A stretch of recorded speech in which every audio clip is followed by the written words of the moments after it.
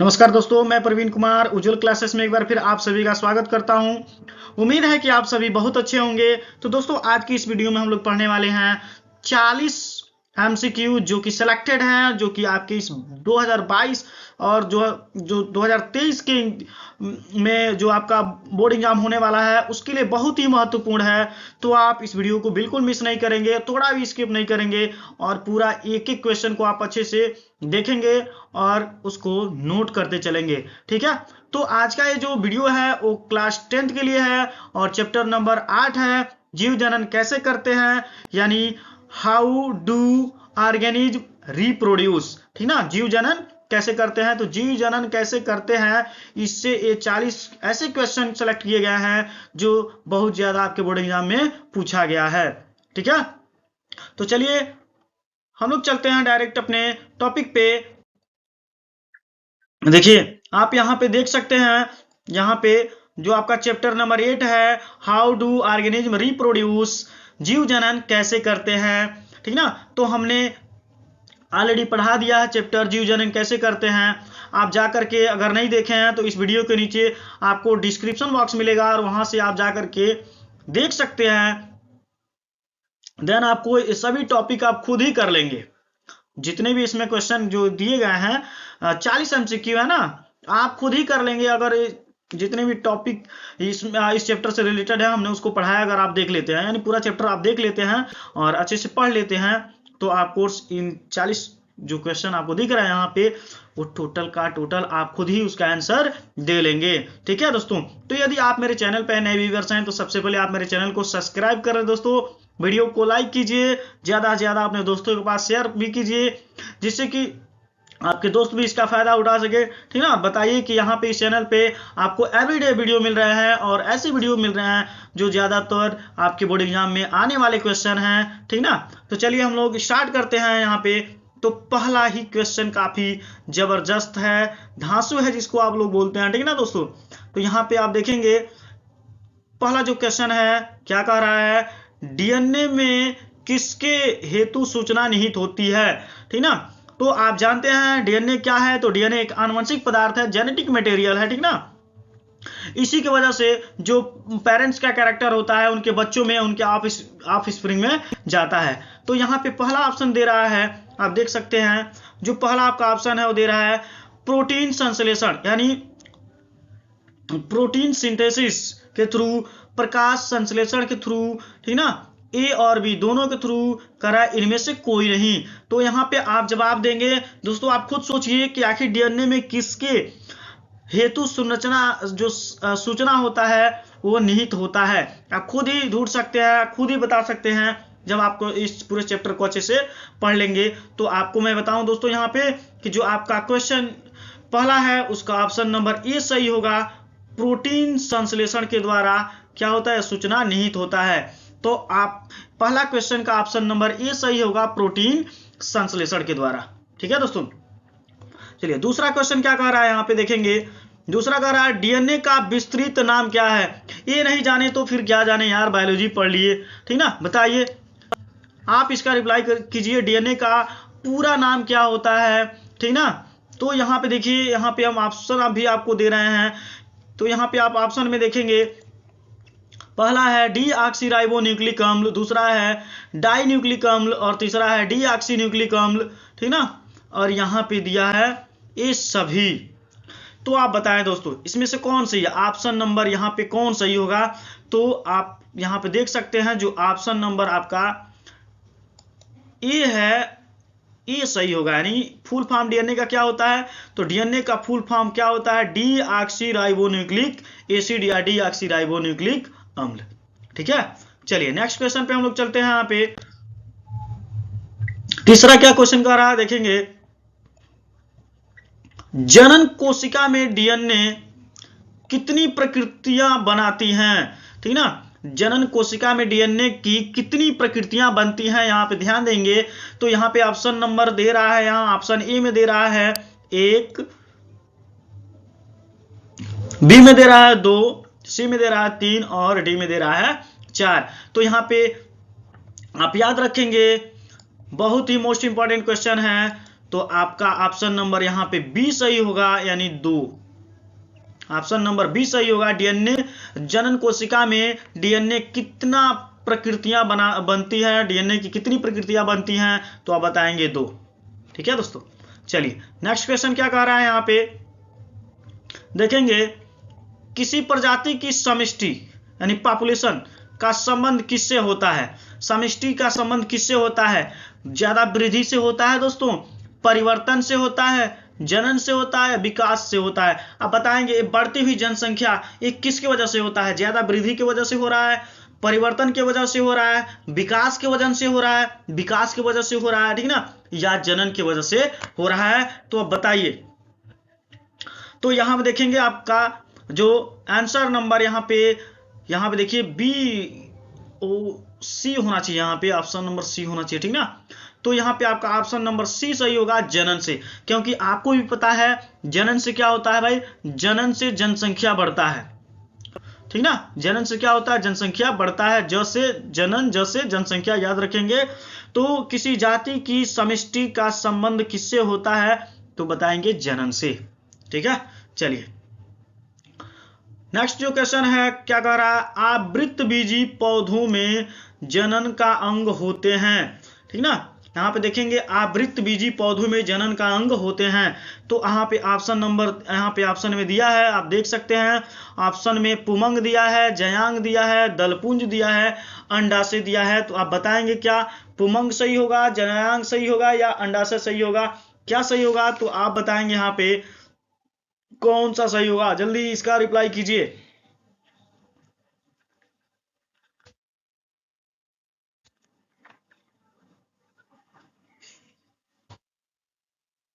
कौन सा होगा? तो यहां पे देखेंगे आप ऑप्शन नंबर आपका ए सही होगा। यहां पे आपका ऑप्शन नंबर ए सही होगा, पुमंग, ठीक ना। क्या होगा? पुमंग। यह आवृतबीजी पौधों में नर जनन अंग होते हैं, इनको पुमंग बोला जाता है, याद रखिएगा, ठीक है।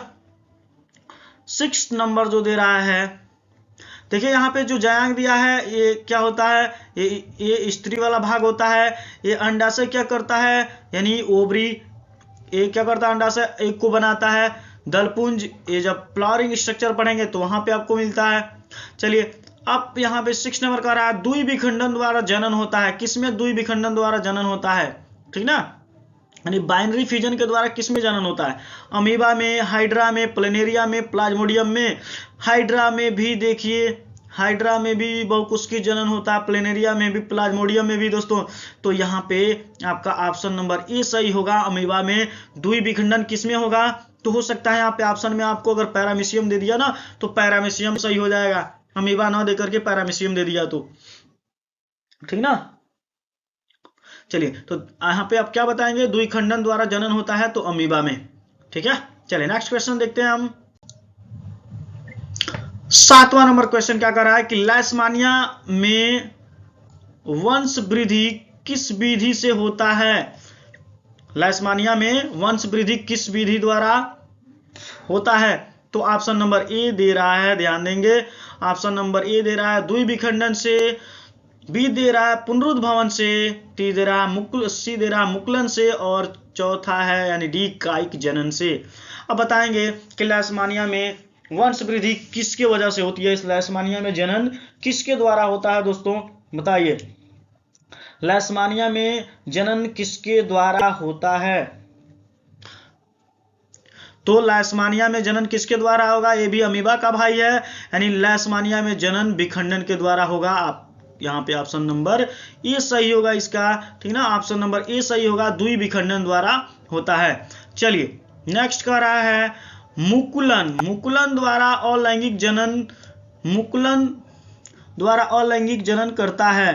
कौन मुकुलन द्वारा अलैंगिक जनन करता है? हाइड्रा, प्लेनेरिया, अमीबा, लैशमानिया, कौन? बताइए कौन करता है यहाँ पे, बताइए।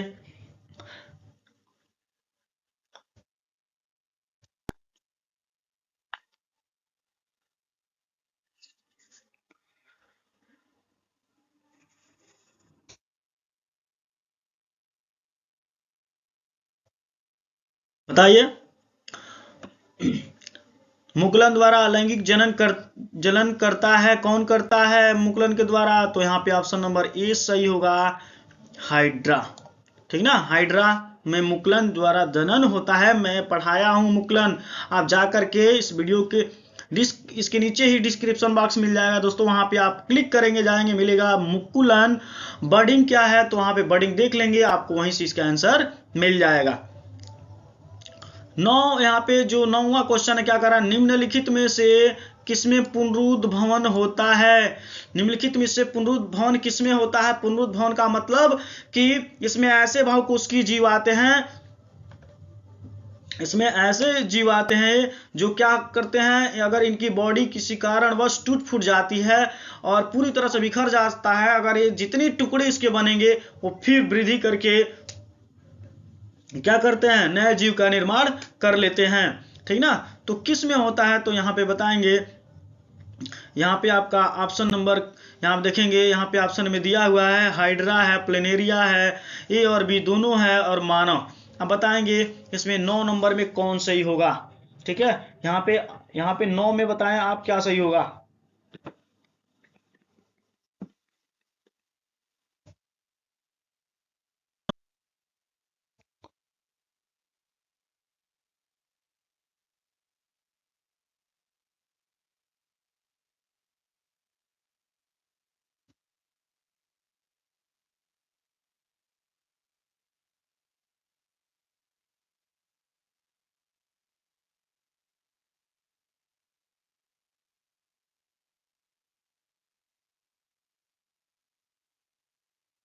हाँ दोस्तों रिप्लाई कीजिए, क्या सही होगा इसमें।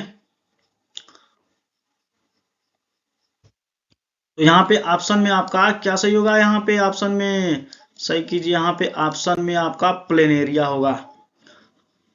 ठीक ना, प्लेनेरिया ऐसा जीव है, अगर इसको तोड़ फोड़ मतलब किस कारणों से टूट फूट जाता है तो जितने भी इसके मतलब बॉडी जितना भी पार्ट में टूटेगा वो वृद्धि विकास करके क्या करता है, नए प्लेनेरिया का निर्माण कर लेता है।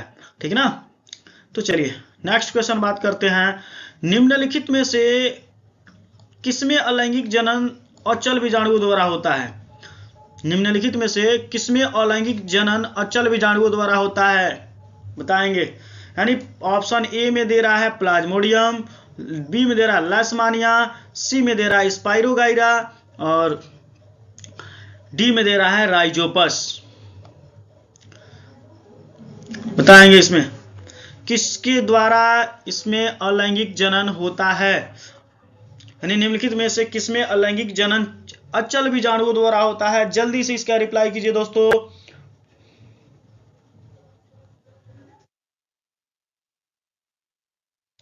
आइए ऑप्शन यहाँ पे देखिए, आपका ऑप्शन नंबर क्या सही होगा, राइजोपस। राइजोपस यानी होगा निम्नलिखित में से किसमें अलैंगिक जनन अचल बीजाणु द्वारा होता है, तो राइजोपस में। ठीक है, इसको भी हमने पढ़ा दिया है, आप देख सकते हैं वहां पे।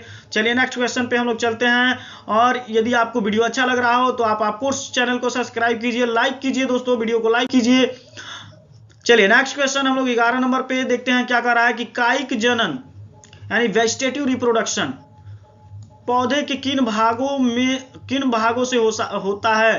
ठीक ना, यहाँ आप देख रहे हैं कि कह रहा है कायिक जनन पौधों के निम्न भागों से हो सकता है, तो बताएंगे शाखा, जड़, मूल, शाखा, जड़, पत्ती, शाखा, फूल, फल, शाखा, पत्ती, फूल। तो यहाँ पे देखिए आपका ऑप्शन नंबर बी सही होगा, शाखा, जड़, पत्ती। ठीक ना, चलिए नेक्स्ट क्वेश्चन पे हम लोग चलते हैं।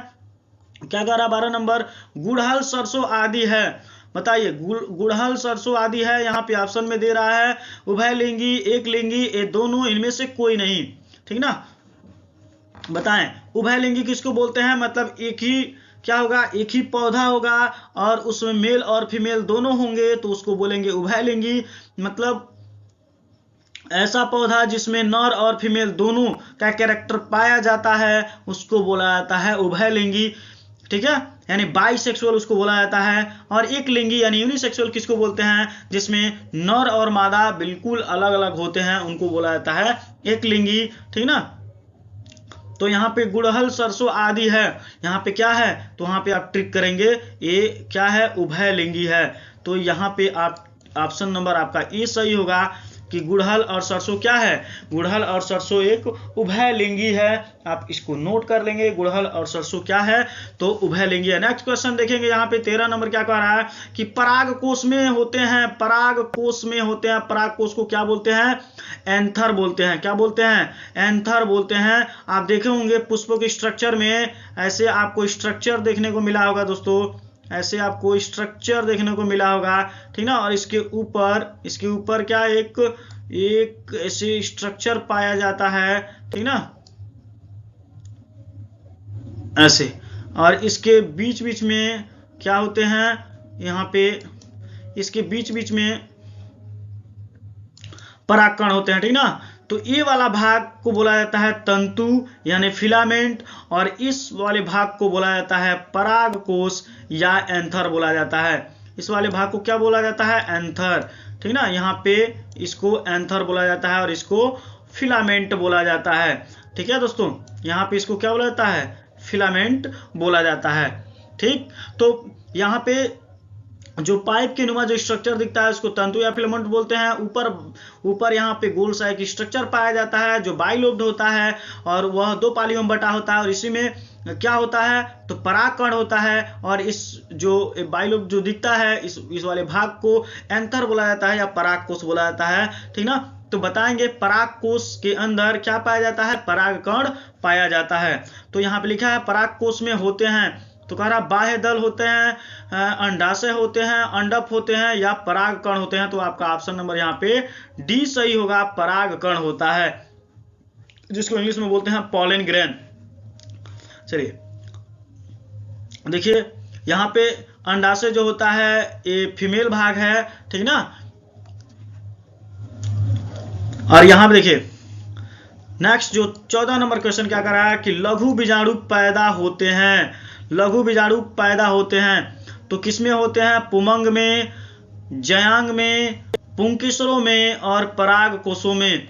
तो लघु बीजाणु पैदा होते हैं, यहाँ पे ऑप्शन आप देख रहे हैं, पुमंग में, जयांग में, पुंकेसरों में, पराग कोश में। तो यहाँ पे आपको ऑप्शन नंबर डी सही होगा, किसमें, तो पराग कोश में, पराग कोश में ही लघु बीजाणु पैदा होते हैं। क्या बताएंगे, पराग कोश में ही लघु बीजाणु पैदा होते हैं, ठीक ना। चलिए नेक्स्ट क्वेश्चन चलते हैं हम लोग।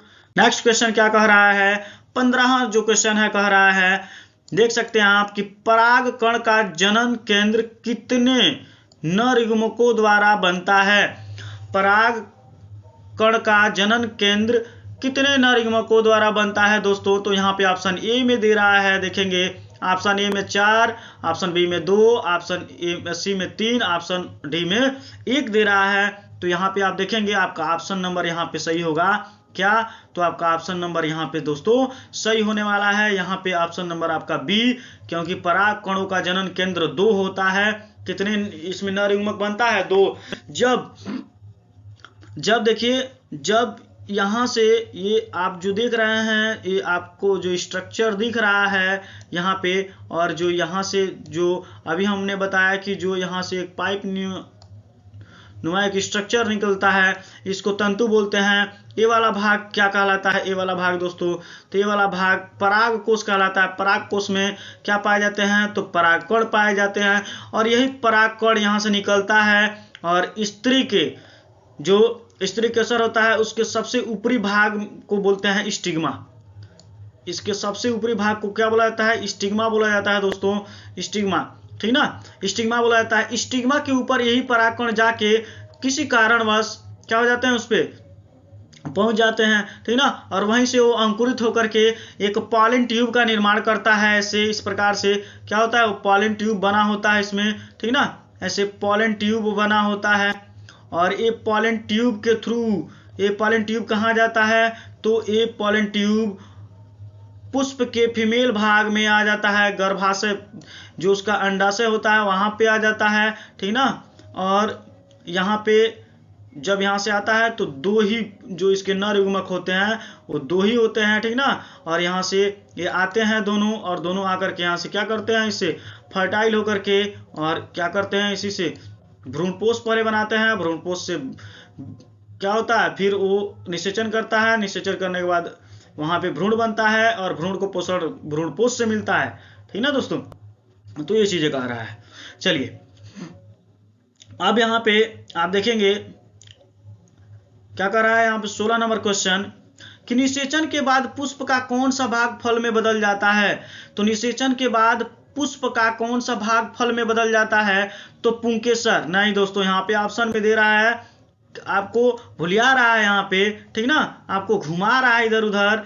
ये क्या कह रहा है कि तुम बता दो यार, तुम पुंकेसर ही बता दो, मुझे क्या करना है। तो यहाँ पे ऑप्शन ए में दे रहा है पुंकेसर, वर्तिका, स्टाइल जिसको बोलते हैं, अंडाशय, ओवरी जिसको बोलते हैं, बीजाणु जिसको स्पोर बोलते हैं। तो निषेचन के बाद पुष्प का कौन सा भाग फल में बदल जाता है, तो आप बताएंगे यहाँ पे ऑप्शन नंबर आपका क्या सही होगा दोस्तों। तो यहाँ पे आपका ऑप्शन नंबर आप देखेंगे कि यहाँ पे जो आपका ऑप्शन नंबर सही होगा वो यहाँ पे अंडाशय होगा। ठीक ना, यहाँ पे क्या होगा, अंडाशय। ऑप्शन नंबर सी आपका सही होगा, क्या, अंडाशय। ठीक है, जिसको आप ओवरी बोलते हैं, क्योंकि ओवरी में ही क्या बनता है, भ्रूण बनता है, भ्रूण ही क्या बनता है, बीज, और वही फल से क्या बन जाता है, वही फल में बीज, भ्रूण में बीज बनता है और वही बीज फल में बदल जाता है। ठीक है, चलिए 17 नंबर क्वेश्चन पे हम लोग चलते हैं। 17 नंबर क्वेश्चन क्या कर रहा है कि पुष्प वाले पौधों में क्या होते हैं, द्वि निषेचन की क्रिया होती है। यानी जो पुष्पी पौधे होते हैं ना, उसी में द्वि निषेचन की क्रिया होता है। ठीक है, तो कह रहा है यहाँ पे ऑप्शन दिखा रहा है आपको कि ऑप्शन बताएं कि मूल में होता है, कि फल में होता है, कि बीजांड में होता है, कि जयांग में होता है। ठीक ना, तो आप बताएंगे कि पुष्प वाले पौधों में द्वि निषेचन की क्रिया होती है, तो किसमें होता है, मूल में, फल में, बीजांड में या जयांग में। तो बताएंगे कि ये क्रिया किसमें होती है, तो पुष्प वाले पौधों में निषेचन की क्रिया दोस्तों किसमें होगा, तो आप बताएंगे कि ऑप्शन नंबर सी सही होगा। यहाँ पे आपका ऑप्शन नंबर क्या सही होगा दोस्तों, यहाँ पे ऑप्शन नंबर सी सही होगा, यानी बीजांड में। आपका ऑप्शन नंबर क्या होगा सही, बीजांड में। चलिए नेक्स्ट क्वेश्चन क्या कह रहा है, 18 नंबर। यहाँ पे 18 नंबर जो क्वेश्चन आप देखेंगे, यहाँ पे 18 नंबर जो क्वेश्चन है वो क्या है, तो आप देखेंगे कि 18 नंबर जो क्वेश्चन कह रहा है, यहाँ पे द्वि निषेचन की क्रिया में त्रिसंलयन के पश्चात बनने वाले उत्तक का नाम आप बताएं। ठीक ना, यहाँ पे कह रहा है कि द्वि निषेचन की क्रिया में त्रिसंलयन के पश्चात बनने वाले उत्तक का नाम है। तो बताएंगे एंडोस्पर्म, भ्रूण, मूलांकुर या इनमें से कोई नहीं। तो बताएंगे इसमें कौन सा, इसमें ऑप्शन नंबर आपका कौन सा सही होगा, द्वि निषेचन क्रिया में त्रिसंलयन के पश्चात बनने वाले उत्तक कौन सही होगा, इसमें क्या बनता है, तो इसमें क्या बनता है बताएंगे। तो देख रहे हैं कि द्वि निषेचन की क्रिया में त्रिसंलयन के पश्चात बनने वाले उत्तक का नाम क्या है दोस्तों, यहाँ पे ऑप्शन नंबर एंडोस्पर्म, भ्रूण, मूलांकुर और इनमें से कोई नहीं। तो यहाँ पे आपका ऑप्शन नंबर सही होगा एंडोस्पर्म। ठीक है, इसमें ऑप्शन नंबर आपका क्या सही होगा दोस्तों, एंडोस्पर्म। चलिए नेक्स्ट क्वेश्चन हम लोग फास्ट करते हैं, ठीक ना, क्योंकि अभी क्वेश्चन इसमें ज्यादा हैं। तो आप देखेंगे यहाँ पे, तो 19 नंबर जो क्वेश्चन है ये क्या है, आप देखेंगे यहाँ पे। ठीक ना, तो कह रहा है कि एंजियोस्पर्म में निषेचनोपरांत बीज कवच बनाता है। तो कह रहा है यहाँ पे ऑप्शन देखेंगे, ऑप्शन द्वितीयक केंद्रक से, अध्यावरण से, अंडाशय भित्ति से और भ्रूणपोष से। तो एंजियोस्पर्म में निषेचन उपरांत बीज कवच बनता है। तो यहाँ पे आपका आंसर नंबर सही होगा, यहाँ पे जो ऑप्शन नंबर यहाँ पे सही होगा वो होगा डी, यानी भ्रूणपोष से। क्या बताएंगे कि एंजियोस्पर्म में निषेचन उपरांत बीज कवच बनता है, तो भ्रूणपोष से। ठीक है, 20 कीट परागण होता है, कह रहा कीट परागण होता है किसके द्वारा, मक्का में किसमें होता है, कीट के द्वारा परागण किसमें होता है, पराग कणों को इस मक्का, यहाँ पे करा कीट परागण होता है किसमें होगा बताएंगे, मक्का में होगा, वैसिलिनेरिया में होगा, सैल्विया में होगा, इनमें से कोई नहीं दोस्तों। चलिए बताइए, रिप्लाई कीजिए जल्दी फटाफट यहाँ पे। तो यहाँ पे देख रहा है ना कि यहाँ मक्का दे रहा है, वैसिलिनेरिया दे रहा है, सैल्विया दे रहा है, इनमें से कोई नहीं। तो यहाँ पे आपका ऑप्शन नंबर सही होगा, आपका ऑप्शन नंबर यहाँ पे सी सही होगा दोस्तों। यहाँ पे आपका ऑप्शन नंबर सी सही होगा सैल्विया में। ठीक है, चलिए नेक्स्ट क्वेश्चन देखते हैं दोस्तों। यहाँ पे कह रहा है कि द्विनिषेचन विशेष लक्षण है। द्विनिषेचन विशेष लक्षण है, कह रहा है किसका? तो ऑप्शन में दे रहा है जंतुओं का, आवृत्त बीजी पादपों का, अनावृत्त बीजी पादपों का और शैवालों का। तो इसमें देखेंगे कि ऑप्शन नंबर इसमें कौन सा सही होगा, तो यहाँ पे आप बताएंगे ऑप्शन नंबर बी सही होगा। आवृत्त बीजी पौधों का क्या होता है? आवृत्त बीजी पौधों का यहाँ पे द्विनिषेचन विशेष लक्षण है। ठीक ना, यानी एंजियोस्पर्मिक जो प्लांट होते हैं ना, उसमें द्विनिषेचन की क्रिया पाई जाती है। चलिए नेक्स्ट क्वेश्चन क्या कह रहा है यहाँ पे कि एक पुष्प के स्त्री केसर के मध्य भाग को क्या कहते हैं? एक पुष्प के स्त्री केसर के मध्य भाग को क्या कहते हैं? तो ऑप्शन ए में दिया है वर्तिकाग्र, वर्तिका, अंडाशय तथा बीजांड।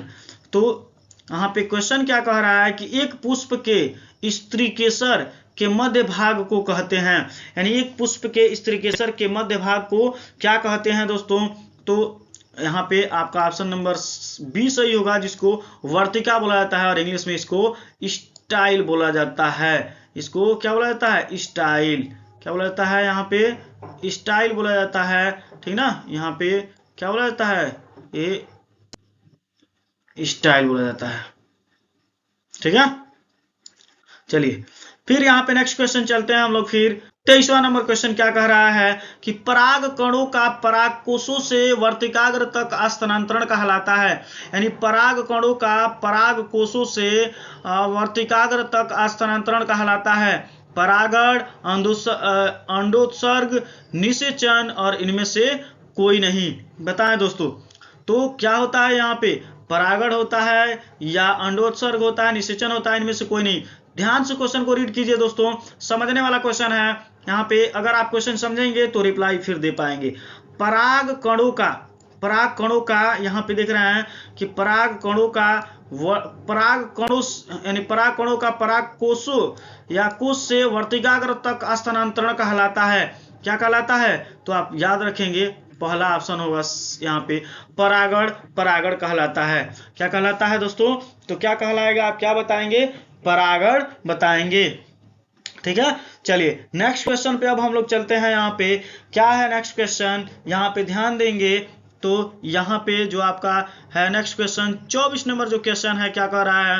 यहाँ पे ध्यान देने वाली चीजें हैं कि निषेचन के दौरान पराग कण से निकलने वाली पराग नालिका किसके द्वारा बीजांड में प्रवेश करते हैं? यहाँ पे देखने वाली चीज है कि निषेचन के दौरान पराग कण से निकलने वाली पराग नलिका सामान्यतः किसके द्वारा बीजांड में प्रवेश करते हैं? करा अध्यावरण द्वारा, बीजांडकाय द्वारा, निभागी द्वारा और अंड द्वार के द्वारा। तो यहाँ पे दोस्तों आपका ऑप्शन नंबर डी सही होगा, अंड द्वार द्वारा। ठीक है, चलिए 25 नंबर क्वेश्चन क्या कर रहा है? ध्यान देंगे कि नर का जननांग क्या है? नर का जननांग क्या है? मतलब कि यहाँ पे नर का जननांग क्या है? नर का सबसे मुख्य जो जनन अंग होता है वो क्या होता है? तो यहाँ पे देखेंगे आप ऑप्शन नंबर ए दिया है अंडाशय, बी दिया है वृषण और ए बी दोनों और कोई नहीं। ठीक ना, तो आप पेनिस के चक्कर में ना पड़िएगा दोस्तों कि नर का जननांग क्या होता है। पेनिस नहीं होता है, कदापि नहीं, सीसर नहीं होता है। यहाँ पे आपका ऑप्शन नंबर बी दिया है, जो किसका फॉर्मेशन करता है भाई? ये वृषण। ये वृषण किसका फॉर्मेशन करता है? तो यही शुक्राणु का फॉर्मेशन करता है। ठीक ना, यही स्पर्म का फॉर्मेशन करता है। ठीक है, और भी आप जाने यहाँ पे कि जो यहाँ पे वृषण होता है, यह हमारे बॉडी के टेम्परेचर को नियंत्रित रखने का काम करता है। ठीक ना, और ये क्या करता है? हमारे शरीर के तापमान से थोड़े कम 2 से 3 डिग्री सेल्सियस कम करके क्या करता है? बॉडी में शुक्राणु का फॉर्मेशन करता है। ठीक है, चलिए नेक्स्ट हम लोग चलते हैं। यहाँ पे जो 26 नंबर क्वेश्चन है, क्या कह रहा है कि कौन सा हार्मोन लड़कों में यौन अवस्था के लक्षणों को नियंत्रित करता है? यहाँ पे कह रहा है कि कौन सा ऐसा हार्मोन है कौन सा हार्मोन लड़कों में यौन अवस्था के लक्षणों को नियंत्रित करता है, कौन कंट्रोल करता है यौन अवस्था में, ठीक ना, जिस समय एकदम अब लड़का पावरफुल हो गया रहता है, ठीक ना, कोई भी मतलब गलत काम करने के लिए उत्तेजित हो गया रहता है, तो इस कौन उसको कंट्रोल में बनाए रखता है, तो आप बताएंगे उसके अंदर है टेस्टोस्टेरॉन। यहाँ पे ऑप्शन नंबर ए सही होगा, टेस्टोस्टेरॉन, ठीक ना। ये टेस्टोस्टेरॉन जैसे ही बच्चों में आ जाता है तो ये क्या होता है, किशोरावस्था की एज में आता है और आकर के भाग दौड़ मचा देता है, हलचल सा मचा देता है, ठीक ना। जब उस समय क्या करते हैं, फिर बच्चे बदमाशियां करना स्टार्ट कर देते हैं, बिकॉज उनमें परिपक्वता आने लगती है, ठीक ना। चलिए अब और उन्हें इसके आने से क्या होता है, जो वृषण होता है, जो टेस्टिज होता है, वो शुक्राणु का फॉर्मेशन करना स्टार्ट कर देता है, ठीक है। चलिए तो यहाँ पे 27 नंबर क्वेश्चन क्या कर रहा है कि कौन सा हार्मोन लड़कियों में यौन अवस्था के लक्षणों को नियंत्रित करता है, ठीक ना। तो यहाँ पे कह रहा है, साफ शब्दों में देख सकते हैं कि कौन सा हार्मोन लड़कियों में यौन अवस्था के लक्षणों को नियंत्रित करता है। तो यहाँ पे ऑप्शन नंबर दे रहा है आपके लिए कि ऑप्शन ए बताएंगे एस्ट्रोजन, बताएंगे क्या, टेस्टोस्टेरॉन कहेंगे क्या, थायरॉक्सिन कहेंगे क्या, इंसुलिन कहेंगे क्या, नहीं दोस्तों, यहाँ पे आप देखेंगे आपका ऑप्शन नंबर क्या होगा, तो यहाँ पे ऑप्शन नंबर आपका क्या होगा, एस्ट्रोजन। तो कौन सा हार्मोन, यानी बताएंगे एस्ट्रोजन हार्मोन लड़कियों में यौवन अवस्था के लक्षणों को नियंत्रित करता है। चलिए नेक्स्ट क्वेश्चन 28 नंबर क्या है, स्त्रियों में निषेचन कहाँ होता है, स्त्रियों में निषेचन कहाँ होता है दोस्तों, तो बताएंगे यहाँ पे स्त्रियों में निषेचन कहाँ होता है, फर्टिलाइजेशन कहाँ होता है, स्त्री के जननांग में कहाँ होता है, तो अंडाशय में दे रहा है, पेट में दे रहा है, डिंब वाहिनी में हो रहा है, गर्भाशय में हो रहा है, बताएंगे। यहाँ पे थोड़ा घुमा दिया है दोस्तों, यहाँ पे आपको थोड़ा सा बहुत चक्कर में डाल दिया है कि स्त्रियों में निषेचन कहाँ होता है। दोस्तों आपने तो पढ़ा होगा फैलोपियन ट्यूब में, दोस्तों आपने पढ़ा होगा अंडवाहिनी में दोस्तों, ठीक ना, लेकिन यहाँ पे तो आपको एकदम घुमा दिया, ठीक ना। तो यहाँ पे आप देख रहे हैं कि ऑप्शन नंबर पहला में दिया अंडाशय, तो अंडाशय में होता नहीं है, पेट में यार, तो पेट में क्या होता है, पेट में नहीं होता है, ठीक ना, ये पेट के अंदर ही होता है बट पेट में नहीं होता है, उसका स्थान रखा गया है, ठीक ना। तो यहाँ पे ऑप्शन नंबर जो आप देख रहे हैं ना सी, यहाँ पे ऑप्शन नंबर सी सही होगा, यानी इसको अंड वाहिनी को डिंब वाहिनी भी बोला जाता है, यानी अंड को ढोने वाले नली को डिंब वाहिनी या अंड वाहिनी बोला जाता है, या फैलोपियन ट्यूब बोला जाता है, ठीक है। तो पूछेगा क्वेश्चन, ऐसे पूछ सकता है या आपसे पूछ सकता है कि मादा जननांग के किस भाग में निषेचन की क्रिया होती है, कहां पे शुक्राणु और अंडाणु आपस में मिलते हैं और फर्टिलाइजेशन होता है और भ्रूण का फॉर्मेशन करते हैं, ठीक ना। तो आप बताएंगे कि एक गो है जो इधर से उधर चिक्र पिक्र किया रहता है और बड़ा सा एक नली के समान स्ट्रक्चर होता है, उसी में जो अंडवा होता है ना, वो अंडवा जो अंडाशय में बना रहता है, ठीक ना, वहां से यानी कूद करके और कहाँ चला जाता है, फैलोपियन ट्यूबों में चला जाता है। ट्यूबों में जाने के बाद से यानी से स्पर्मा जाइए रहता है, ढूंढता ही रहता है कि कब वगैरह से मुलाकात हो जाए, ठीक ना, जाते जाते पकड़ लेता है धाए दे, ठीक ना, और वहां पे क्या हो जाता है, दोनों में मिलन हो जाता है, मिलन होने के बाद से क्या होता है, वहां पे तीसरे का फॉर्मेशन होता है, 2n जाइगोट बनता है, 2n जाइगोट से यानी बन जाता है युग्मनज, और युग्मनज किस नेचर का होता है, तो 2n नेचर का होता है, यानी डिप्लॉइड नेचर का होता है, और यही आगे चलकर क्या करता है, भ्रूण का फॉर्मेशन कर देता है दोस्तों, ठीक है। तो आप एक चीज और मैं आपको बताऊं यहाँ पे कि आप याद रखेंगे, जब यही भ्रूण 3 महीने का हो जाता है, तो गर्भ में जब यही भ्रूण 3 महीने का हो जाता है तो इसको फोइटस बोला जाता है, उसको क्या बोला जाता है, फोइटस बोला जाता है, याद रखेंगे, ठीक ना। तो फोइटस कब बोला जाता है भ्रूण को, तो बताएंगे जब भ्रूण गर्भ में 3 महीने का हो जाता है तब उसको फोइटस नाम दिया जाता है, ठीक है। चलिए नेक्स्ट यहाँ पे 29 नंबर क्या कह रहा है क्वेश्चन कि अंडाशय से अंड उत्सर्जित होने की प्रक्रिया को क्या कहते हैं, यानी अंडाशय से अंड उत्सर्जित होने की प्रक्रिया को क्या कहते हैं। क्वेश्चन में समझ रहे हैं आप क्या कह रहा है ना कि अंडाशय से अंडा को निकलने को क्या कहा जाता है, यानी अंडाशय से ओवरी से अंडे को निकलने की प्रक्रिया क्या कहलाती है। तो आप बताएंगे, यहाँ पे ऑप्शन दे रहा है, क्या दे रहा है, अंड उत्सर्ग, आरोपण, निषेचन और परागण। तो यहाँ पे देखेंगे आपका ऑप्शन नंबर ए सही होगा दोस्तों, जिसको आप बोलेंगे अंडोत्सर्ग, क्या बोलेंगे इसको, अंडो उत्सर्ग, ठीक ना, अंडोत्सर्ग बोला जाता है। तो अंडाशय से अंड उत्सर्जित होने की प्रक्रिया को अंडोत्सर्ग बोला जाता है, याद रखेंगे, ठीक है। चलिए नेक्स्ट क्वेश्चन पे चलते हैं हम लोग दोस्तों, यहाँ पे, ठीक ना, बहुत मजा आएंगे, आप बस पढ़ते रहिए। चलिए यहाँ पे जो 30वां क्वेश्चन है, क्या कह रहा है दोस्तों, कह रहा है यहाँ पे कि नर में वृषण क्यों उदर गुहा के बाहर वृषण कोश में स्थिर होते हैं।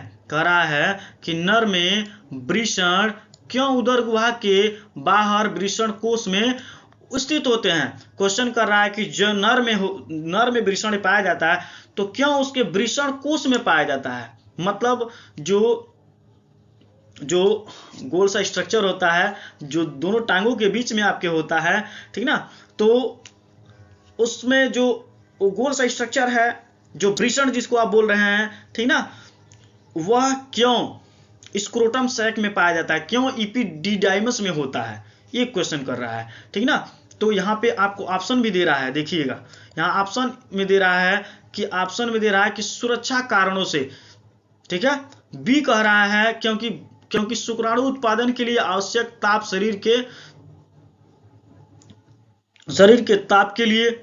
तीसरा कह रहा है उचित मात्रा में शुक्राणु का स्थानांतरण योनि में करने के लिए, और उपरोक्त में से कोई नहीं आप कह रहा है। तो आप देखेंगे यहाँ पे आपका ऑप्शन नंबर सी सही होगा दोस्तों, यहाँ पे आपका ऑप्शन नंबर सी सही होगा, उचित मात्रा में शुक्राणु का स्थानांतरण, सॉरी यहाँ पे ये गलत, ऑप्शन नंबर बी सही होगा। यहाँ पे बताएंगे कि क्योंकि शुक्राणु उत्पादन के लिए आवश्यक ताप शरीर के ताप से क्या होना चाहिए, कम होना चाहिए, ठीक ना। यहाँ पे आपका ऑप्शन नंबर बी सही होगा, क्योंकि शुक्राणु उत्पादन के लिए आवश्यक ताप शरीर के तापमान से कम होना चाहिए, यानी 2 से 3 डिग्री सेल्सियस कम होना चाहिए, यानी 34 या 35 डिग्री सेल्सियस होगा तो जो शुक्राणु बनेंगे वह क्या होंगे, वह सही होंगे, ठीक है, और वही निषेचन कर सकते हैं। तो शुक्राणु किस नेचर का होता है दोस्तों, यहाँ पे देखेंगे शुक्राणु आपको यहाँ पे मैं बनाकर दिखा रहा हूँ, तो शुक्राणु इस नेचर का होता है, ठीक है। यहाँ पे शुक्राणु हो गया, ठीक ना।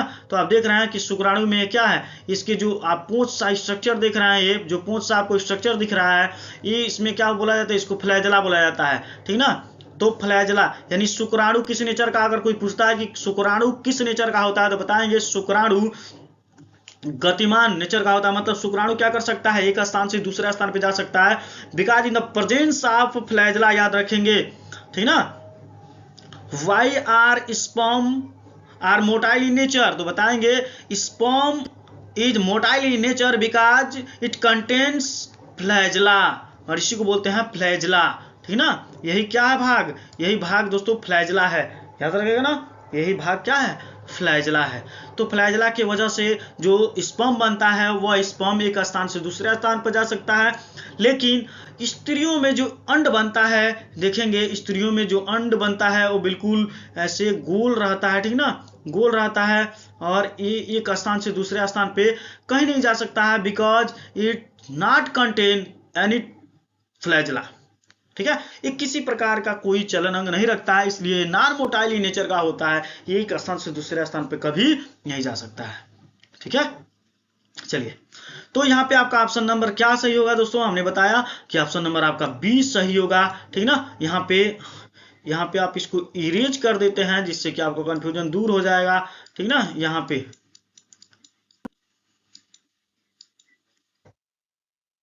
ठीक ना, तो यहाँ पे ऑप्शन नंबर आपका क्या सही होगा दोस्तों, तो ऑप्शन नंबर बी सही होगा। चलिए, ठीक है। अब देखिए 31 नंबर क्वेश्चन क्या कह रहा है, 31 नंबर क्वेश्चन क्या कर रहा है, देखिए दोस्तों बड़ा वीडियो तो जा रहा है, बट क्या करें, बताना तो बनता है, ठीक ना। चलिए आप मैनेज करेंगे, आपको पढ़ना है, थोड़ा टाइम ही दे, सही है। चलिए नेक्स्ट क्वेश्चन में क्या कर रहा है कि मादा मानव में योनि मार्ग से हर माह रुधिर एवं म्यूकस के स्राव के निष्कासन को क्या कहते हैं। मादा मानव में योनि के मार्ग से हर माह रुधिर एवं म्यूकस के स्राव के निष्कासन को क्या कहते हैं। तो दोस्तों यहाँ पे ऑप्शन देख रहे हैं कि ऑप्शन ए में दिया है रजोधर्म, बी में दिया है निषेचन, सी में दिया है शुक्राणु जनन, और कुछ भी नहीं। तो यहाँ पे आपको बताएं कि आपका ऑप्शन नंबर ए सही होगा, आपका ऑप्शन नंबर ए सही होगा, जिसको आप रजोधर्म बोलते हैं या मेंस्ट्रुएशन साइकिल बोलते हैं या पीरियड बोलते हैं। ठीक है, ये निषेचन बोल रहा है तो निषेचन दूसरा कुछ होता है दोस्तों। यहाँ पे फर्टिलाइजेशन जिसको बोलते हैं, ठीक ना, तो फर्टिलाइजेशन किसको बोला जाता है? वह प्रक्रिया जिसमें नर और मादा दोनों युग्मक आपस में मिलते हैं और मिलने के बाद क्या होता है? निषेचन की क्रिया होती है, ठीक ना।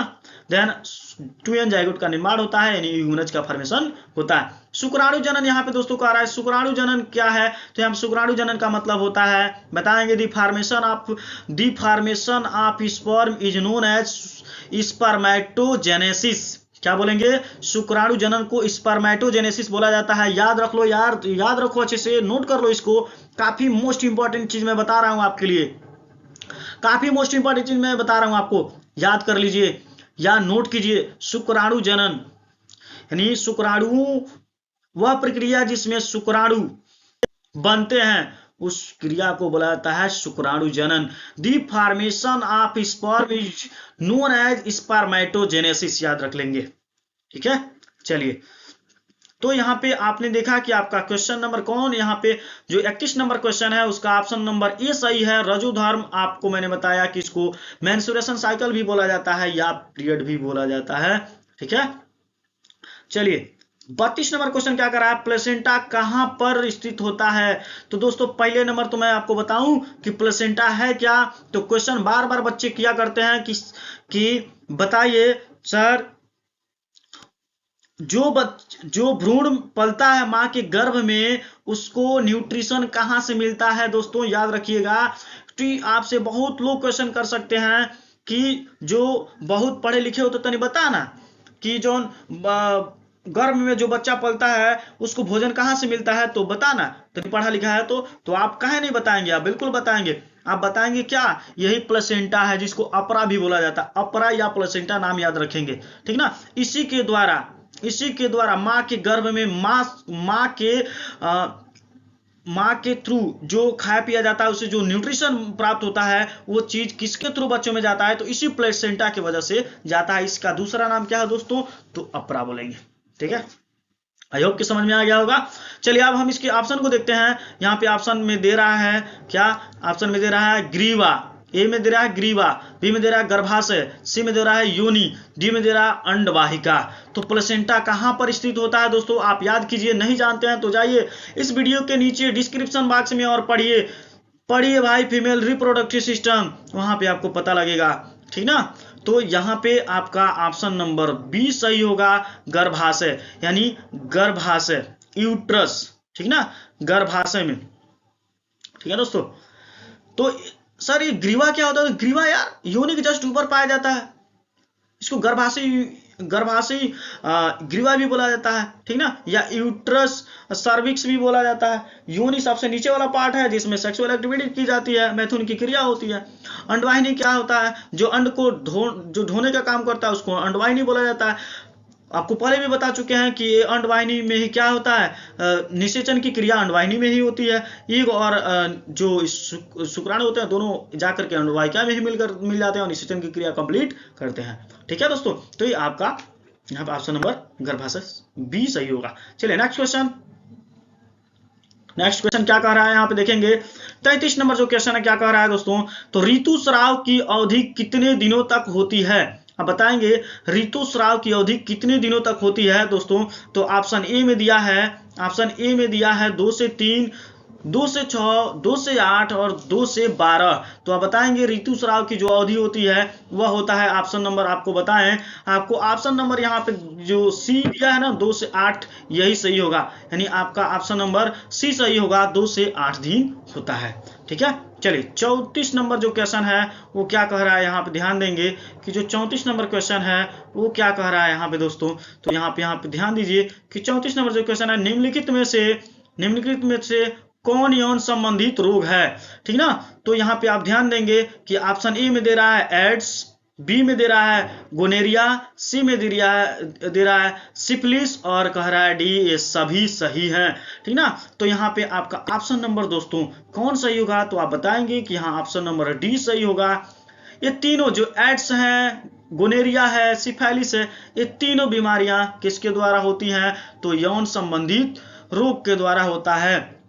ठीक ना। अब बात आती है यौन संबंधित रोग क्या है। ठीक ना, यानी ये क्या है, यहाँ पे लैंगिक जो संबंध बनाया जाता है एक मेल और फीमेल के द्वारा, उस दौरान ये बीमारी क्या होती है, फैलती है।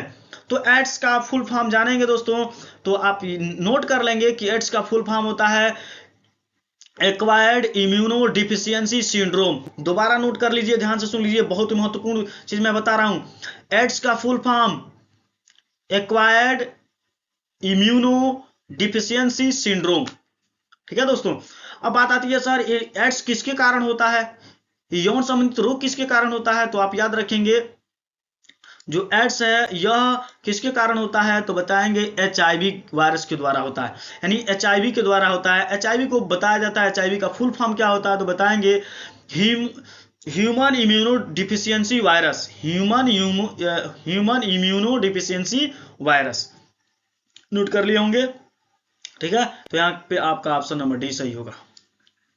ठीक है, चलिए 35 नंबर क्वेश्चन क्या कर रहा है कि एड्स नामक रोग होता है, एड्स नामक रोग होता है कवक से होता है, प्रोटोजोआन से होता है, विषाणु से होता है या जीवाणु से होता है।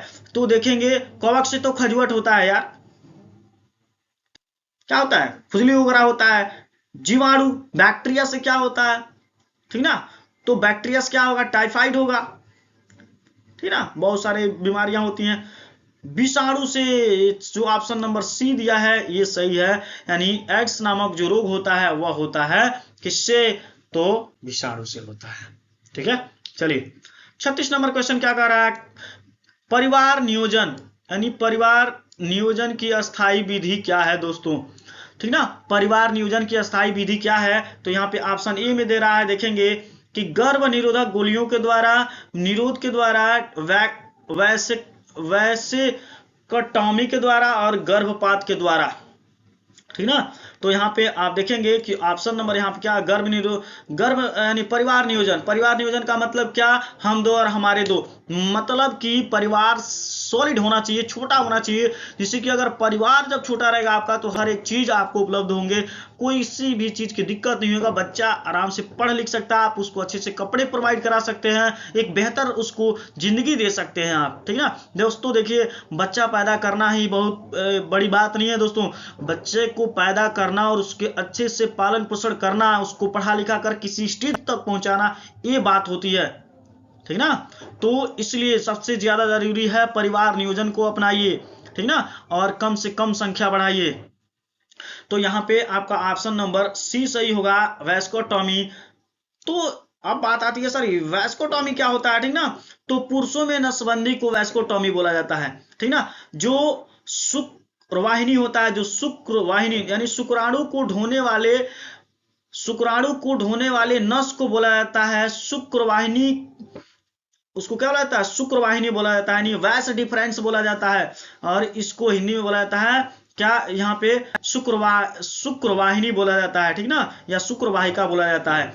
अब ये बात आती है कि वैस्कोटॉमी क्या होती है, तो जो नसबंदी होती है ना पुरुषों में, तो पुरुषों में जो नसबंदी होती है उसमें किसको काटा जाता है, तो उसमें बताएंगे वास डिफरेंस नामक जो नस होता है, जो शुक्राणुओं को ढूंढने का काम करता है, उसी नस को काट कर डॉक्टर बांध देता है, अलग अलग कर देता है, जिसकी वजह से उनका दोबारा फिर मिलन नहीं होता है। ठीक ना, जिसकी वजह से क्या, वो शुक्राणु फिर आगे नहीं जा पाते हैं। ठीक ना, और वहीं पे वो सीमित रह जाता है, जिसकी वजह से वह मेल किसी के साथ भी संबंध बनाता है तो कोई भी प्रेगनेंसी का कोई चांस नहीं हो सकता है। ठीक ना, और इस प्रकार से क्या होता है, वहां पे ये परिवार नियोजन की अस्थायी विधि मानी जाती है। ठीक ना, जिससे कोई खतरा नहीं होता है, तो इसको बोला जाता है वैस्कोटॉमी। तो परिवार नियोजन की अस्थायी विधि वैस्कोटॉमी को माना गया है। ठीक है, चलिए नेक्स्ट क्वेश्चन पे चलते हैं हम लोग। नेक्स्ट क्वेश्चन क्या है, तो यहां पे देखेंगे नेक्स्ट क्वेश्चन है 37 नंबर जो क्वेश्चन है, पौधों के कायिक जनन प्रवर्धन के लिए कौन सा भाग अनुकूल है, तो कह रहा है तना, पत्ती, जड़ और प्रकलिका। तो यहाँ पे देखिए दोस्तों, यहाँ पे ऑप्शन नंबर डी सही होगा, प्रकलिका, यानी पौधों के कायिक प्रवर्धन के लिए कौन सा भाग अधिक अनुकूल है, यहाँ पे अधिक जुड़ना चाहिए, कौन सा भाग अधिक अनुकूल है, तो आप बताएंगे प्रकलिका। ठीक है, क्वेश्चन नंबर 38 पे चलते हैं। तो क्या लिख रहा है कि पुरुषों में कौन सा लिंग हार्मोन पाया जाता है। तो पुरुषों में कौन सा लिंग हार्मोन पाया जाता है, तो बताएंगे यहाँ पे दोस्तों टेस्टोस्टेरॉन। यहाँ पे देखिए ऑप्शन में दे रहा है कि प्रोजेस्टेरॉन, इंसुलिन। प्रोजेस्टेरॉन दोस्तों फीमेल में पाया जाता है, ठीक ना। ऑप्शन नंबर यहाँ पे सी दे रहा है टेस्टोस्टेरॉन, डी दे रहा है इनमें से कोई नहीं। तो आपको याद रखना है यहाँ पे ऑप्शन नंबर क्या सही होगा, टेस्टोस्टेरॉन यानी सी। तो पुरुषों में कौन सा लिंग हार्मोन होता है, जो कौन सा ऐसा हार्मोन है जो जाते जाते शुक्राणु को टेस्टिज को परेशान कर देता है, कहता है जल्दी बना रे, जल्दी बना, मैं आ गया फिर भी तू बैठा, इतना दिन तो आसानी शांत बैठा था ना, मेरे आने के बाद तू शांत नहीं बैठ सकता, तू अपना काम कर, तू शुक्राणु बना, ठीक ना। तो क्या करता है वो, उसको प्रमोट करता है, कैटेलाइज करता है, उसको उत्प्रेरित करता है कि तुम शुक्राणु बनाओ जब मैं आ गया। तो यानी वो क्या करता है, फिर वहां जैसे ही बनना स्टार्ट होता है, फिर लड़कों में प्रॉब्लम्स स्टार्ट हो जाते हैं, उनके अंदर बहुत से प्रकार के चेंजिंग आने शुरू हो जाते हैं, ठीक है।